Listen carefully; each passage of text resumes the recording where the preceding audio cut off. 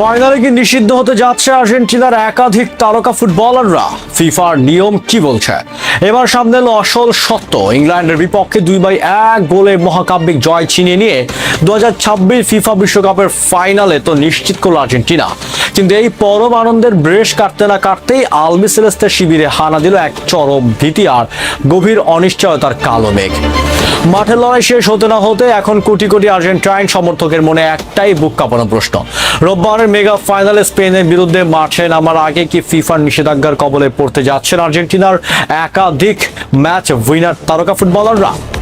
ইংল্যান্ডকে হারানোর পর মাঠের ভেতরের করা এক বিতর্কিত কাণ্ডের জন্য ফুটবল দুনিয়ায় সর্বোচ্চ সংস্থা ফিফা কি সত্যি মাঠের বাইরে পাঠিয়ে দিতে পারে লিসান্দ্রো মার্তিনেজ কিংবা পারাদেসের মতো তারকাদের? বিশ্বমঞ্চের রাজনৈতিক স্লোগান নিয়ে ফিফার আইন আসলে কি বলছে, এবং সত্যি কি ফাইনালে দল পাবেন না কোচ লিওনেল স্ক্যালোনি? চলুন এই ভিডিওতে পুরো বিষয়টির সত্যতা ও আসল রহস্যের উন্মোচন করা যাক। বন্ধুরা, 2026 বিশ্বকাপের সেমিফাইনাল ইংল্যান্ডের বিরুদ্ধে ম্যাচটি ছিল চরম নাটকীয়তার ঠাসা। শেষ মুহূর্তের অনবদ্য প্রত্যাবর্তনে 2-1 ব্যবধানে ইংল্যান্ডের হৃদয় ভেঙে ফাইনাল নিশ্চিত করার পর মাঠেই বাঁধ ভাঙা উল্লাসে মেতে ওঠেন আর্জেন্টাইন ফুটবলাররা। কিন্তু সেই তীব্র আবেগের মুহূর্তে তারা এমন এক কাজ করে বসেন যা বিশ্ব ফুটবলে বিতর্কের জন্ম দেয়। দলের বেশ কয়েকজন খেলোয়াড়ের মাঠের ভেতরে একটি ব্যানার মেলে ধরেন, যেখানে লেখা ছিল লাস মালভিনাস সান আর্জেন্টিনাস, অর্থাৎ মালভিনাস বা ফকল্যান্ড দ্বীপপুঞ্জ আর্জেন্টিনার। আর্জেন্টিনা ও যুক্তরাজ্যের মধ্যে দশকের পর দশক ধরে চলা এই ভৌ রাজনৈতিক ইস্যুটি ফুটবল মাঠে টেনে আনার পর শুরু হয়েছে শাস্তির গুঞ্জন। চলুন ফুটবল বিশ্বের মূল নিয়ম এবং অতীতের কিছু ভয়ানক নজিরের দিকে নজর দেওয়া যাক। আন্তর্জাতিক ফুটবলে যে কোনো রাজনৈতিক, ধর্মীয় বা ব্যক্তিগত স্লোগান কিংবা প্রতীকী প্রদর্শনের বিষয়ে ফিফার আইন অত্যন্ত কঠোর। ফিফার রুল বুক অনুযায়ী মাঠের ভেতর যা পোশাকে এমন কোনো পরিবর্তন প্রদর্শন করা সম্পূর্ণ নিষিদ্ধ। কিন্তু প্রশ্ন হচ্ছে, এই নিয়ম ভাঙার কারণে আর্জেন্টাইন খেলোয়াড়দের ঠিক কি শাস্তি হতে পারে? সাধারণত এই ধরনের রাজনৈতিক বার্তা প্রদর্শনের জন্য $5,000 থেকে $20,000 পর্যন্ত জরিমানার বিধান রয়েছে। তবে ফিফা চাইলে অপরাধের তীব্রতা বিবেচনা করে খেলোয়াড়দের সরাসরি নিষিদ্ধও বলতে পারে।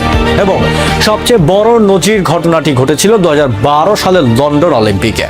জাপানের বিরুদ্ধে একটি আঞ্চলিক দাবি সম্বলিত ব্যানার প্রদর্শন করায় অপরাধের ও দক্ষিণ কোরিয়ার তারকা খেলোয়াড় পার্ক জং উকে সরাসরি 2 ম্যাচের আন্তর্জাতিক নিষেধাজ্ঞা দিয়েছিল ফিফা, যার ফলে তিনি 2014 বিশ্বকাপে ফাইনাল বাছাই পর্বে খেলতে পারেননি। আর এই কারণেই আশঙ্কা করা হচ্ছে, ফিফা যদি কঠোর অবস্থান নেয় তবে আর্জেন্টিনার জন্য পরিস্থিতি মারাত্মক হতে পারে। মাঠের এই রাজনৈতিক উত্তাপের মধ্যেও আর্জেন্টিনার ডিফেন্ডার লিসান্দ্রো মার্তিনেজ নিজের আবেগ প্রকাশ করে বলেন, আমরা আর্জেন্টিনার সাধারণ মানুষকে হতাশ করতে পারতাম না। অন্যদিকে মিডফিল্ডার লিয়ান্দ্রো পারাদেস অত্যন্ত আবেগঘন কণ্ঠে বলেন, দুর্ভাগ্যবশত এটি আমাদের ইতিহাসের একটি দুঃখজনক অধ্যায়। যারা এই ইতিহাসের সঙ্গে জড়িয়ে আছেন সবার জন্য এটি অত্যন্ত যন্ত্রণাদায়ক। আমরা জানতাম যে আজ আমরা সেই বিরোধের জন্য খেলছিলাম। দেশের প্রতি এই পরম আবেগ আর বিতর্কের মাঝে আগামী রোববার নিউ জার্সির রাদারফোর্ডে বিশ্বকাপের ফাইনালে স্পেনের মুখোমুখি হতে যাচ্ছে আর্জেন্টিনা। তো বন্ধুরা, আর্জেন্টিনার খেলোয়াড়দের এই দেশপ্রেমের আবেগ এবং তার বিপরীতে ফিফার কঠোর আইনের এই মুখোমুখি অবস্থানকে আপনারা কিভাবে দেখছেন? আপনার কি মনে হয় ফাইনালে আর্জেন্টিনার খেলোয়াড়দের নিষিদ্ধ করা উচিত, নাকি কেবল জরিমানা দিয়ে এই বিতর্কের অবসান ঘটানো দরকার?